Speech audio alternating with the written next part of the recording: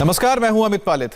पश्चिम बंगाल विधानसभा चुनाव पर आज की बड़ी खबर। थोड़ी देर में बंगाल समेत 5 राज्यों के विधानसभा चुनाव पर चुनाव आयोग की बैठक शुरू होने वाली है। आज की बैठक में विधानसभा चुनाव की तारीखों के फैसले की उम्मीद है। बड़ी बात यह है कि आज से deputy election commissioner Sudeep Jain भी पश्चिम बंगाल के 2 दिन के दौरे पर हैं। ऐसे में आज पूरे देश की नजर चुनाव आयोग की मीटिंग पर टिकी है, जिसमें बैटल ऑफ बंगाल के मुहूर्त का ऐलान हो सकता है। पश्चिम बंगाल में चुनावी सरगर्मी तेजी से है। कोल तस्करी केस में सीबीआई जांच की आज सीएम ममता बनर्जी की फैमिली तक पहुंची है, जिससे सियासी पारा भी चढ़ा है। कल ही सीबीआई ने ममता के भतीजे अभिषेक बनर्जी की पत्नी रुचिरा से करीब 100 मिनट तक पूछताछ की, लेकिन बताया जा रहा है कि सीबीआई उनके जवाब से संतुष्ट नहीं है। ऐसे में रुचिरा से फिर से पूछताछ हो सकती है। और इस बीच हुगली में आज ममता बनर्जी की रैली भी है।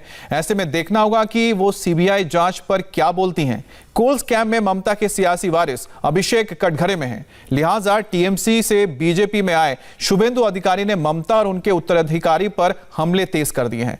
शुभेंदु आज कोलकाता में रैली और रोड शो करने वाले हैं, यानी बंगाल में आज हाई वोल्टेज पॉलिटिकल दिन है। कोल स्कैम को लेकर बीजेपी के टारगेट पर टीएमसी है, तो ड्रग्स केस में पामेला गोस्वामी के बाद बीजेपी नेता राकेश सिंह की गिरफ्तारी से ममता सरकार भी फुल एक्शन में है। पश्चिम बंगाल की पॉलिटिक्स में इन दिनों भाईपो और मैडम नरूला की चर्चा जोरों पर है। बीजेपी नेता अभिषेक बनर्जी को भाईपो कहते हैं, तो कोल स्कैम में नाम आने पर अभिषेक की पत्नी रुचिरा को मैडम नरूला कहकर शुभेंदु अधिकारी तंज कस रहे हैं।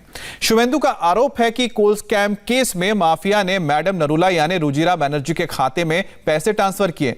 शुभेंदु रुचिरा के खाते में पैसे ट्रांसफर होने के दस्तावेजी सबूत के दावे भी कर रहे हैं। कभी टीएमसी के कद्दावर नेता रहे शुभेंदु अधिकारी को कोल स्कैम के किरदारों के बारे में क्या और कितना पता है, इसको लेकर हमारी संवाददाता अर्चना सिंह ने उनसे एक्सक्लूसिव बातचीत की है। आपको दिखाते हैं कि शुभेंदु अधिकारी ने क्या कहा। हमारे साथ इस वक्त है शुभेंदु अधिकारी। पश्चिम बंगाल में जो चुनाव का माहौल है वो गर्म हो चुका है। शुभेंदु अधिकारी सबसे ज्यादा हमला करते हैं अभिषेक बनर्जी पर। यहाँ बीजेपी वर्सेस टीएमसी, और दूसरी तरफ लगता है जैसे बीजेपी के शुभेंदु अधिकारी और टीएमसी के अभिषेक बनर्जी वर्सेस चल रहा है। आप सबसे ज्यादा हमले अभिषेक बनर्जी पर करते हैं, आप सबसे नजदीक से उस परिवार को भी जानते हैं। क्या ऐसी चीजें हैं जो लोगों को पता लगनी चाहिए? देखिए, हम सब लोग एक साथ मिलके नंदीग्राम में मुहिम किया। नंदीग्राम की जंग के ऊपर 2011 में बंगाल में बदलाव आया, चेंज आया।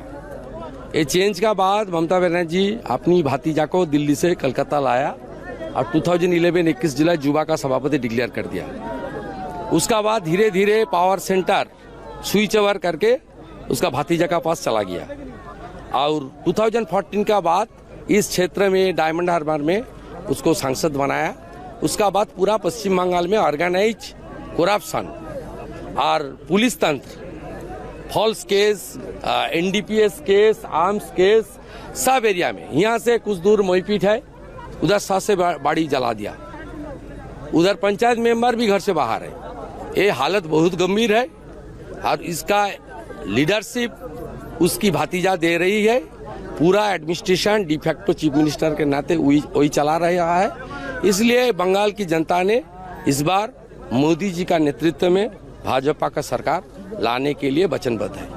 आप कह रहे हैं कि जब अभिषेक बनर्जी आए पॉलिटिक्स में, उसके बाद ही टीएमसी पार्टी में भ्रष्टाचार आया, जो लोगों को परेशान करने की चीजें शुरू हुई। लेकिन अब उनके परिवार का भी नाम आ रहा है। उनकी पत्नी से पूछताछ हुई, रुचिरा बनर्जी। आप जानते हैं परिवार को, कैसे क्या चीजें हैं, क्यों उनका नाम आ रहा है, क्या है?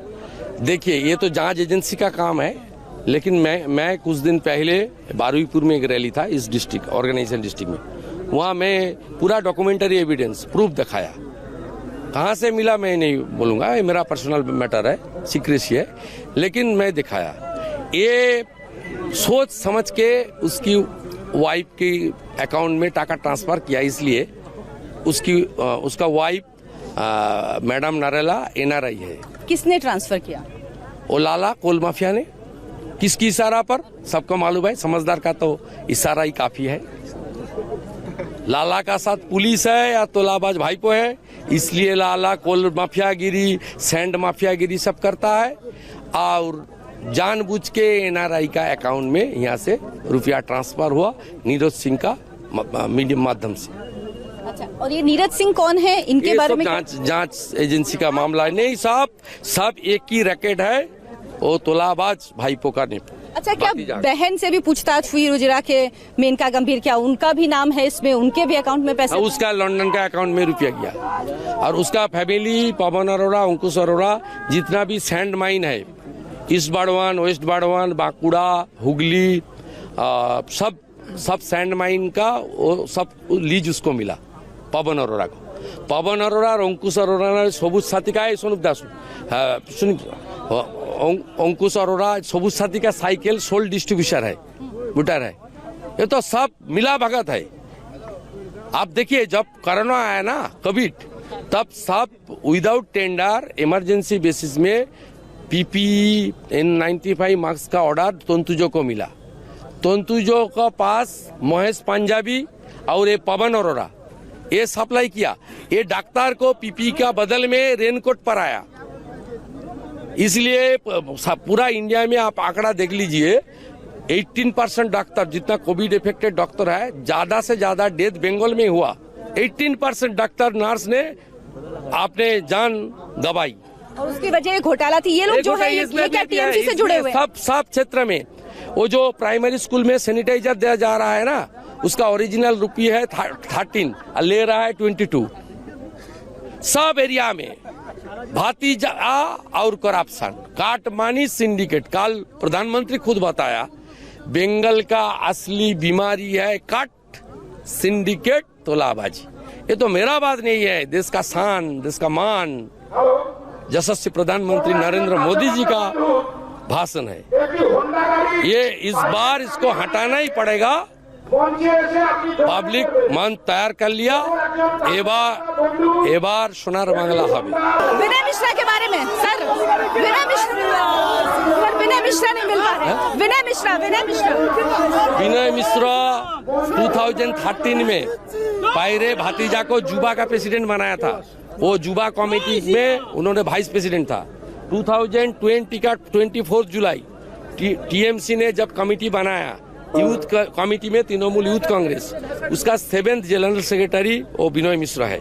आप state government Diamond Harbour police district से 6 पुलिस कांस्टेबल विद आर्म्स उसको अलर्ट किया, उसका पर्सनल सिक्योरिटी के लिए। वो बंगाल का एक मशहूर जुबा नेता है और भतीजा का क्लोज है। अभी वो फरार है, उसका लुकआउट नोटिस इशू किया है सीबीआई, और वो शायद दुबई में छुपा हुआ है। उसका दाऊद इब्राहिम को जो कोशिश चल रहा है, उसको भी लाना चाहिए, और लॉ सीआरपीसी आईपीसी का सामने उसको लाना चाहिए। ये जिम्मेदारी सेंट्रल एजेंसी का है। और क्या ममता बनर्जी को सब कुछ पता है, सारी जानकारी है शुरू से लेके आखिर तक की? अरे उन्होंने संरक्षण दे रहा है। तो राजीव कुमार का खिलाफ कार्रवाई करने के लिए सीबीआई गया, उन्होंने धरना पर आया। आज जब इंटरोगेशन का मामला था, वो ममता बनर्जी ने उसका पहले जाकर ब्रीफ कर दिया क्या क्या बोला। तो शुभेंदु अधिकारी को आपने सुना, उन्होंने किस तरह से एक एक बातें बताई हैं सब आरोपों को।